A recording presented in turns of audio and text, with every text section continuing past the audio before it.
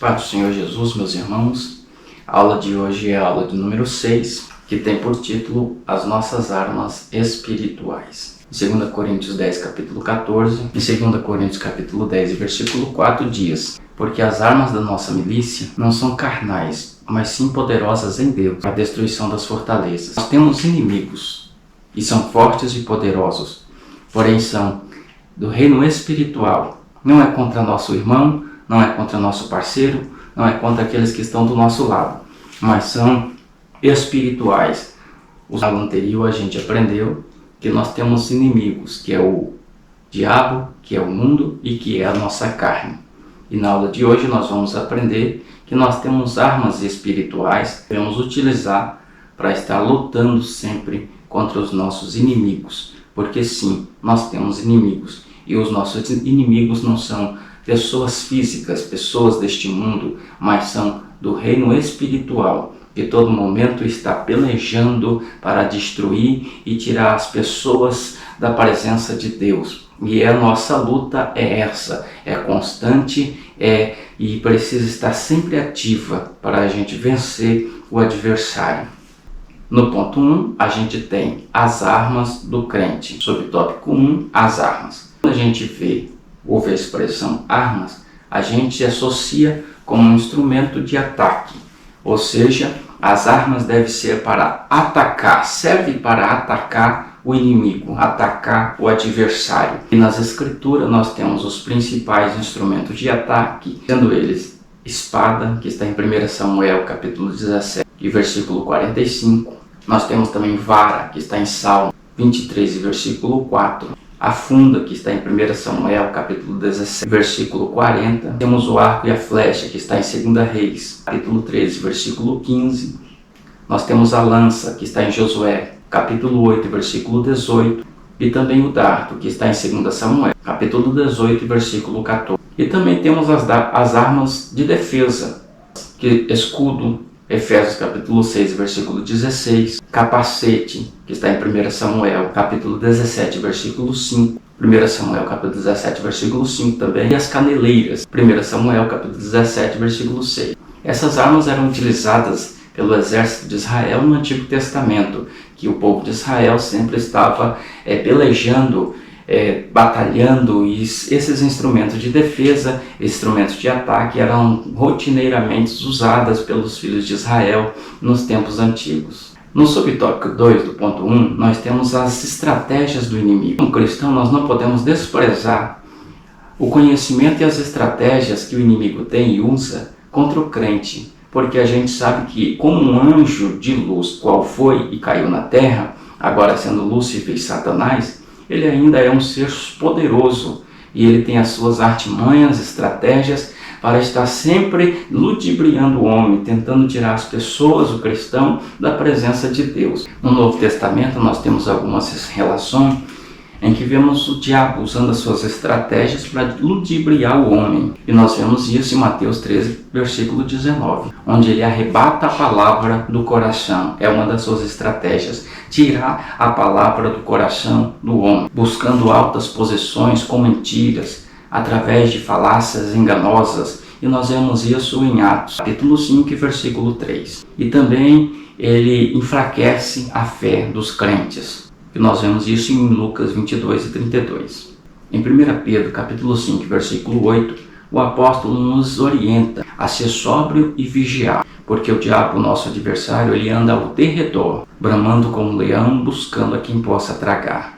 Agora, no subtópico 3, ainda do ponto, nós temos o chefe de toda a força do mal, que é o diabo. Pois o apóstolo Paulo mesmo afirma isso em Efésios capítulo 6, versículo 11 e Romanos capítulo 13, versículo 12, alertando que o diabo é o chefe de todos os poderes das trevas que batalham contra nós, contra os crentes, contra a igreja. Até mesmo o apóstolo Paulo e todos os outros apóstolos de Cristo foram perseguidos através das forças demoníacas que usavam pessoas para poder assim parar a pregação do Evangelho, para parar todos os relatos bíblicos, todos os relatos acerca de Cristo Jesus. E nós vemos isso também em 1 Tessalonicenses capítulo 2, versículo 18, onde nós vemos o apóstolo Paulo sendo impedido por forças demoníacas de avançar com o Evangelho de Cristo. Portanto, não podemos ignorar que o adversário ele tem um reino nesse mundo. Isso nós vemos claramente registrado em Lucas, capítulo 11, versículo 17 até o 22.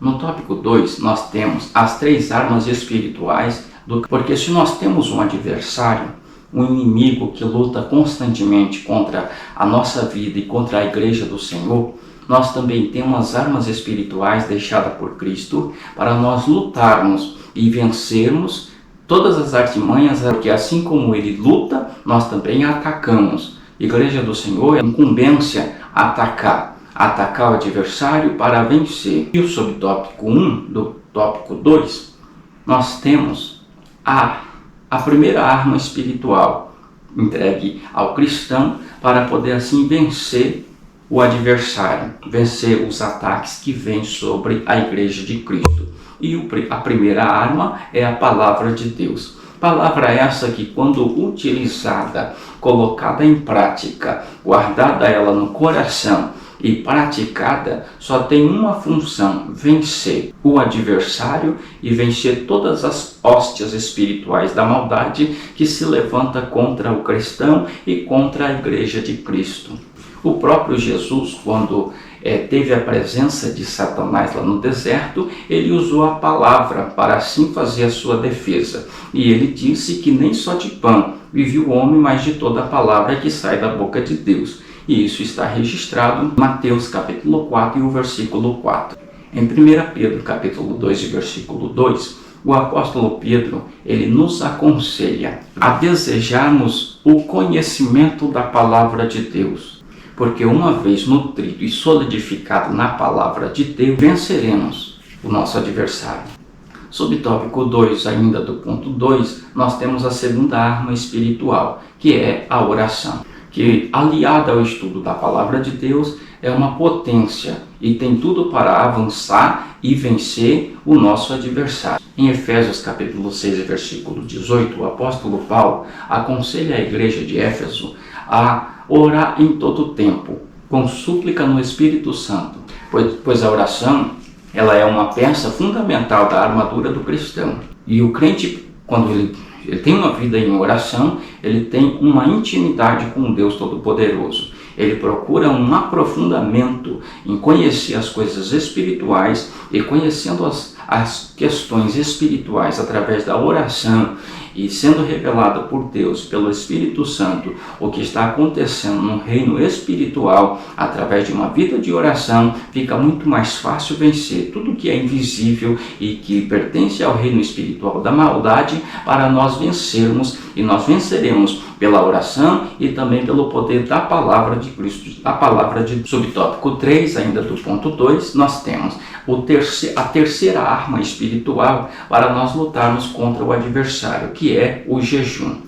E nós vemos o jejum como uma prática presente tanto no Antigo Testamento como também no Novo Testamento, que nós vemos esta prática em ação na maioria das vezes quando o povo está buscando da parte de Deus algo sobrenatural, uma resposta, sacrificando assim a sua carne para se aproximar daquilo que é invisível, do reino espiritual, da bondade, que no caso é buscar da parte de Deus uma resposta acerca de um assunto, acerca de uma questão, e tudo isso envolve o que? Sacrifício da carne, matando a carne, deixando que o espírito que está ligado com Deus, ele apareça, prevaleça, porque assim tem uma intimidade com Deus Todo-Poderoso. E nós vemos isso não só no Antigo Testamento, mas também no Novo Testamento, sendo praticado pelo próprio Cristo, quando ele esteve lá no deserto para ser tentado pelo diabo. Ele esteve ali 40 dias sem comer nem beber, ou seja, fazendo um sacrifício, fazendo um jejum. Então, quando nós associamos a leitura da palavra, uma vida constante de oração e também de jejum, nós estamos nos aprofundando em uma vida de intimidade com Deus. E quem tem uma vida de intimidade com Deus tem força suficiente para vencer qualquer tipo de ataque que vem sobre a vida do crente, da família, da igreja. E ele tem força o suficiente para avançar e continuar assim de pé. E esta é a vontade do nosso Deus, que a gente esteja pronto quando tiver as investidas do adversário contra a nossa vida. Nós precisamos estar enraizado na palavra, enraizado em uma vida de oração e também termos uma vida de jejum que santifica a nossa vida. Ou seja, a igreja precisa sempre estar avançando. E por esse motivo ela precisa estar sempre afiada, com as suas armas espirituais prontas para quando chegar o momento certo. E nós vemos na palavra de Deus, a oração e o jejum são armas suficientes para nós avançarmos contra o reino espiritual das trevas, da maldade, que estão aí tentando a todo tempo destruir a igreja, fazer com que a igreja fique fraca e desanime. Mas pela palavra do Senhor, pela oração e também pelo jejum, Deus te capacita, te dá força para continuar resistindo. Não é tempo de parar, mas é tempo de avançar. Então busque para que você esteja forte, firme nos dias da adversidade. Deus conta com você, Deus conta com a sua igreja, Deus conta com todos aqueles que ainda têm acreditado nele. Deus abençoe a todos em nome de Jesus.